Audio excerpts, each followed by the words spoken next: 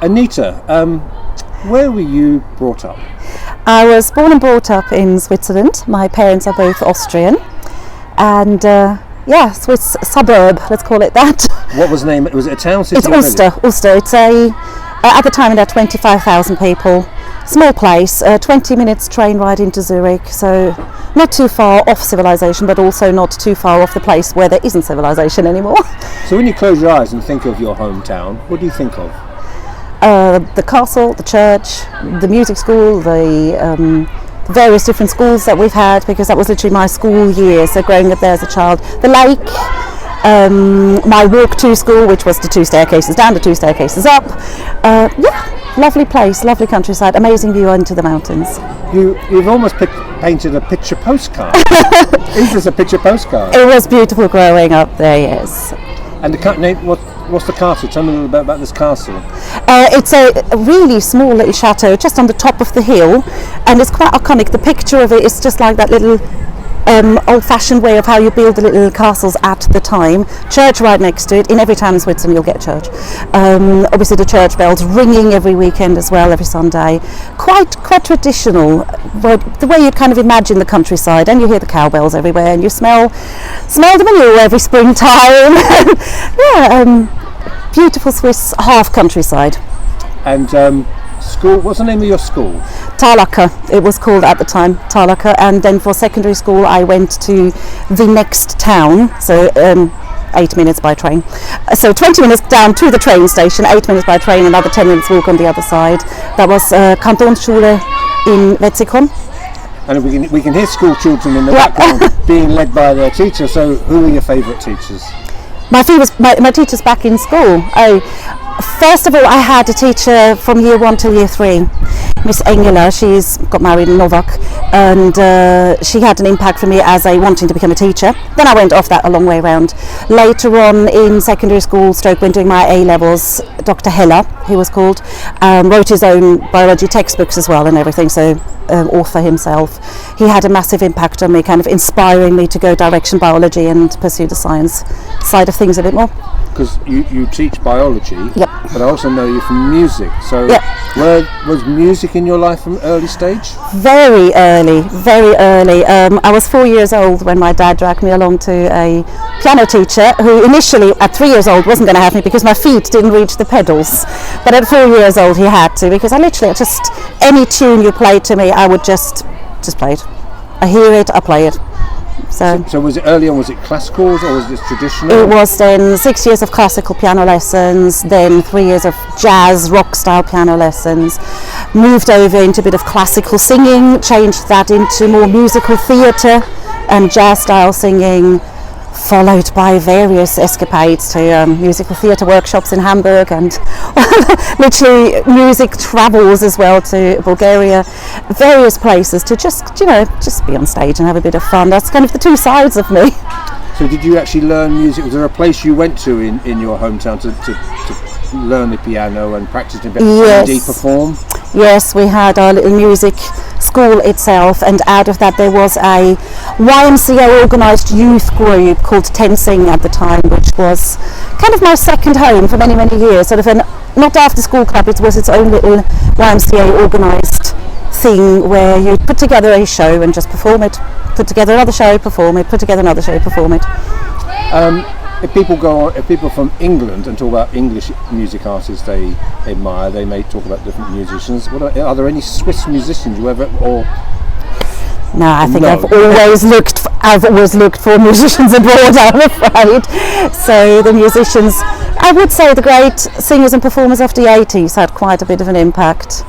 So you start with Mariah Carey, okay, she was a bit later as well, but Mariah Carey, Whitney Houston, Michael Jackson, George Michael, you name it. Not Celine Dion. Sorry, what's that? Not Celine Dion. To some extent as well.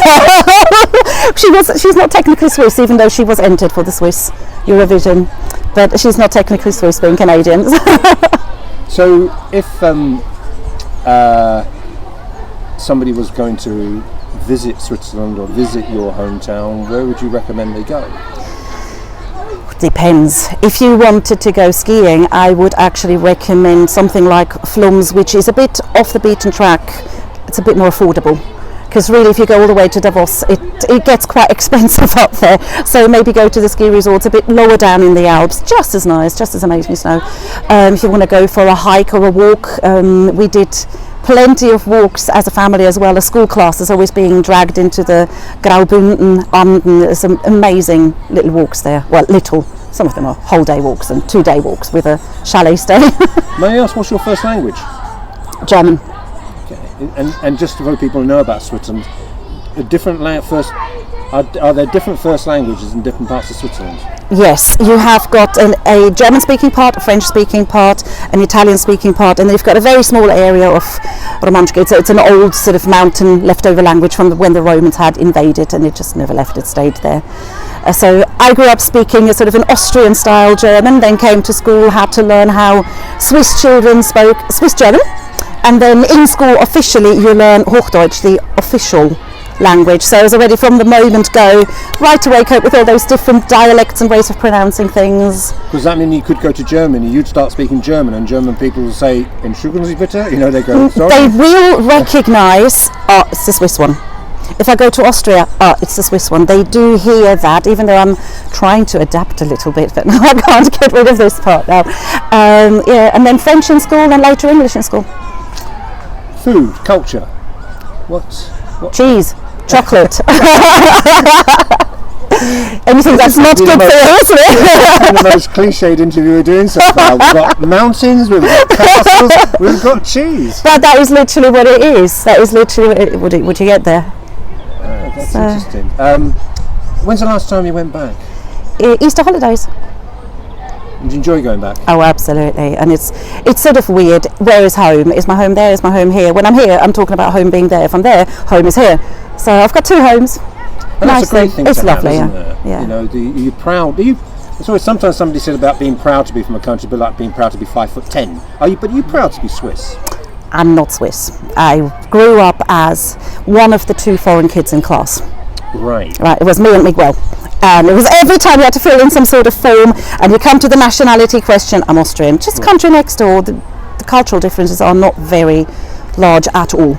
Very similar cultures. But at the same time, it kind of makes you feel like, oh yeah, you're still foreign. Grown up here all your life, but no, you're still foreign. But what's the chronology? How many years were you in Austria? To my knowledge, I've never lived in Austria. So why would you be known my birth certificate is already in Zurich. Austrian? Yes, they've moved over to Switzerland before I was born. Yeah. So why would people? I guess that's a question for them. Is it why would you and Miguel not be seen as Swiss? Is that a Swiss thing? I think that's the same thing here. Even though you have grown up in a country, if you have got links to another country, then that is recognised. Maybe not necessarily in a bad way, but it's just recognised that not quite local. If that makes sense? Yes. Yes, it does. How far away was Zurich? 20 minutes on the train. Do you like Zurich? Yeah. Was it your favourite city in Switzerland? I spent 1 year studying in Zurich, teacher study, and then decided I'm not going to be a teacher. Here I am. What did you like about Zurich? It's just basically that iconic way of the old town, the way it's all built with the churches, the river going through it.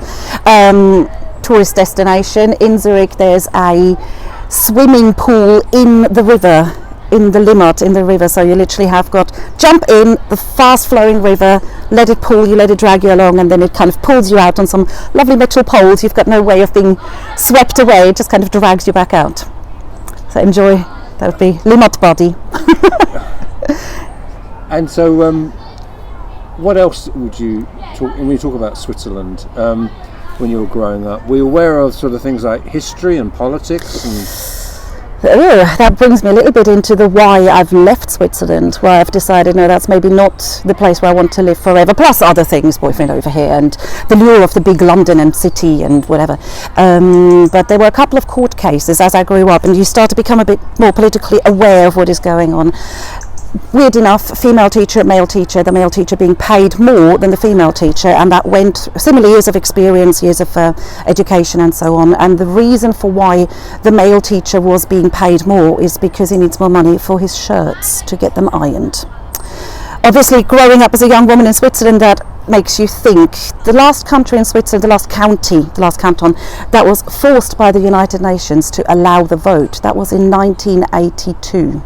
That was during my lifetime. You can imagine what still even now is happening in terms of gender pay gap, in terms of equality, women's rights and so on. It may look all beautiful on the surface, but once you live there and you grow up in the Swiss half countryside, and you know there are no creches, there's no childcare. If I was to decide to raise a family, my job is to be at home raising the children, not to have the chance to work at the same time, but my job for kind of 10 years until the kids are old enough to handle the house keys, my job would be to be at home. That didn't really quite match what I wanted to do with my life. So when people talk about Switzerland being a neutral country, well, discrimination between wages between a male and female, that's not neutral. Nope. But neutrality is meant with regards to a bigger political concept, isn't it? It's meant to, with regards to not getting involved in wars. At least on the surface, not. And would you still say Switzerland has a lot to learn, a lot to catch up with? Every country has a lot to learn. Every country has a lot to learn. So, I have worked actually for my two little summer jobs I did in Switzerland before moving over here were in banking, literally data input clerk. In the meantime, you just scan the things through a machine, but at the time I would sit there and type the numbers in. But you do get a bit of an insight into the banking laws and how they've changed and how you're supposed to be more transparent, but at the same time, as soon as you've got property, you can have a bank account, and if you're wealthy enough, you can afford property and then get a bank account. So it's all a bit. You look back fondly on your time in Switzerland. Oh yes. Yeah, I've had a good upbringing, so. And that's good to hear. Anita, thank you very much for your time. Thank you, Michael.